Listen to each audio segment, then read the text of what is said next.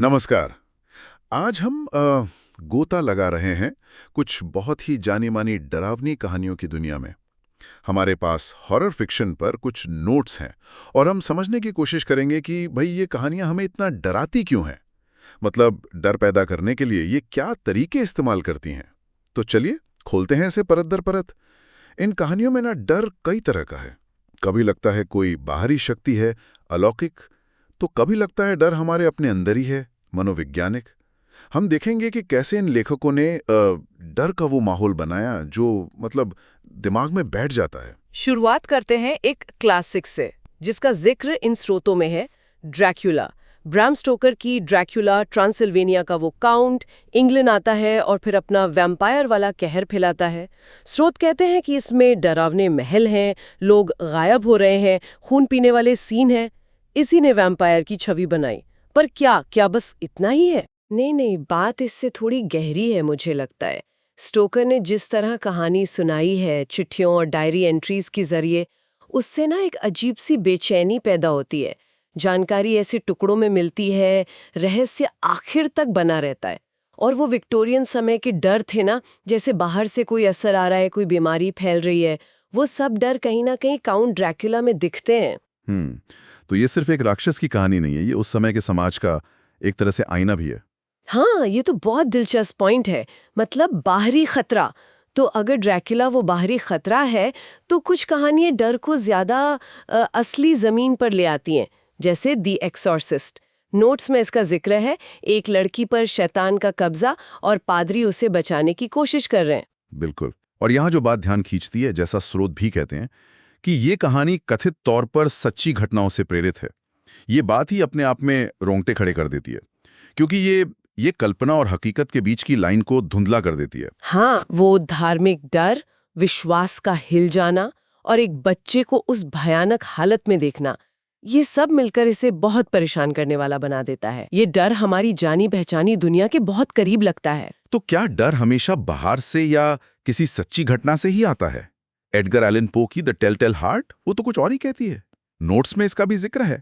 एक कातिल है, खुद को बिल्कुल ठीक बता रहा है, पर उसे मरे हुए आदमी के दिल की धड़कन सुनाई दे रही है। यहां तो डर अंदर से आ रहा है। हाँ, और यही पो की जीनियस दिखती है। यहाँ ये वाकई दिलचस्प हो जाता है। पो ने एक ऐसा नरेटर इस्तेमाल किया है जिस पर आप भरोसा नहीं कर सकते। हम कहानी उसी की नजरों से देख रहे हैं, जो शायद पागल है। सही। डर किसी भूत या राक्षस से नहीं आ रहा, बल्कि अपराध बोध से, बिगड़ते मानसिक संतुलन से। और वो लगातार सुनाई देती टिक टिक, दिल की धड़कन, ये दिखाता है कि सबसे भयानक राक्षस तो शायद हमारे अपने मन में ही छुपे होते हैं। बाहरी शैतान, मन का डर। लेकिन एक स्रोत बताता है कि डर ने टेक्नोलॉजी के साथ भी रूप बदला है। कोजी सुजुकी की द रिंगू, एक शापित वीडियो टेप, देखो और 7 दिन में मौत। ये तो एकदम नए जमाने का डर है। सही कहा। और अगर हम इसे बड़ी तस्वीर से जोड़ें, तो द रिंग दिखाता है कि हॉरर कैसे समय के साथ बदलता है। यहाँ डर धीरे धीरे फैलता है, माहौल ठंडा भयानक सा है। डर किसी पुराने महल में नहीं, बल्कि हमारे घरों में टीवी, वीसीआर, टेक्नोलॉजी के जरिए आ रहा है। हाँ। ये अनजाने डर को आज की जिंदगी से जोड़ता है कि कैसे टेक्नोलॉजी भी डरावनी हो सकती है। ये हमारे समय की चिंताएं दिखाता है। और फिर स्टीफन किंग जैसे लेखक तो हैं ही। मतलब डर को उन्होंने कहीं ने रंग दिए। पेट सेमेट्री, उसमें दुख, किसी को खोना और फिर मरे वो को वापस लाने की वो भयानक इच्छा, और उसके नतीजे कितने खौफनाक होते हैं। और इट, बचपन के डर, अनजाना खौफ, वो पेनीवाइज नाम का शैतानी क्लाउन। कुछ और उदाहरण भी है स्रोतों में, जैसे द कॉन्जूरिंग, वो सच्ची घटनाओं पर आधारित है, या the haunting of hill house, जहां घर का मनोवैज्ञानिक असर ज्यादा है। ये सब दिखाते हैं कि डर कितने अलग अलग तरीकों से हमें पकड़ सकता है। तो इन सब अलग अलग डरावनी कहानियों और हमारे स्रोतों को देखने के बाद क्या निचोड़ निकलता है? इस सब का क्या मतलब समझें? देखिए, मुख्य बात यह है कि हॉरर कोई एक चीज नहीं है। ये अलौकिक हो सकता है, मनोवैज्ञानिक हो सकता है, असल जिंदगी से जुड़ा हो सकता है, यहाँ तक कि टेक्नोलॉजी से भी। हर कहानी डर के अलग तार छेड़ती है।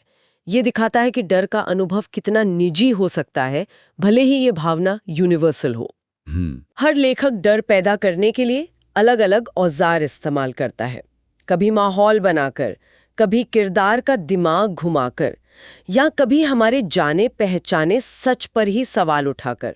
और यहाँ एक सवाल है जो सोचने पर मजबूर करता है, वो ये कि इन सभी अलग अलग तरह की डरावनी कहानियों को, चाहे वो शैतान हो, पागलपन हो या कोई शापित टेप, कौन सा एक बुनियादी इंसानी डर है जो इन सबको आपस में जोड़ता है? वो कौन सी गहरी जड़ है जिसे ये सभी छूने की कोशिश करते हैं? इसी सवाल पर सोचते हुए हम आज की ये बातचीत यहीं ख़त्म करते हैं।